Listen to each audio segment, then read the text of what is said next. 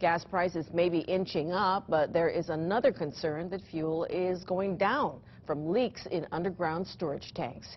KITV4's Paul Drews takes a closer look. The recent Red Hill leaks drew a lot of attention to underground fuel storage in the islands. These massive tanks are the biggest in the state, but not the only ones around. The Department of Health monitors many more.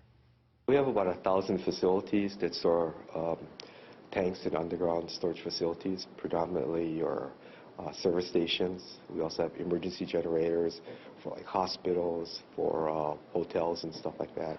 A typical gas station may have 3 10,000-gallon tanks underground. Their location under paved lots makes it hard to spot if there's a leak. So along with monthly tank monitoring, there's also weekly, even daily leak detection tools. New tanks are also required to be double-walled, which can contain many leaks. But some sites still have old storage containers like this single-walled steel tank.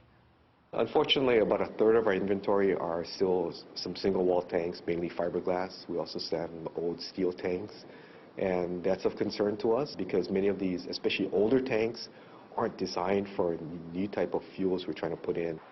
Ethanol and even biofuels can harm some of those tanks and lead to leaks. Fuel can also be spilled into the ground when tanks are overfilled or when pipes crack or break. Over the past 3 decades, the state has dealt with thousands of spills. And even with all the leak detection devices, there are still a number of problem sites, roughly 13% of the state's underground storage tanks. We're down to about 130 sites that we're actively monitoring and working with the owners and operators to clean up those sites. Why is monitoring underground fuel tanks so important? Because of what's even deeper in the soil. When you have underground storage tanks sitting over very valuable groundwater aquifers used for water, for drinking water, if those contaminants get in the ground, they can begin moving.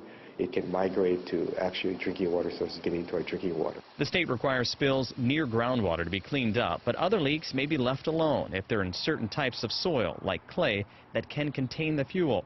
Bacteria and other factors will eventually break down those spills, but that can take years and leave communities with contaminated sites. In Honolulu, Paul Drews, KITV4 News. Health inspectors also go out to make sure the equipment is working properly every 2 years.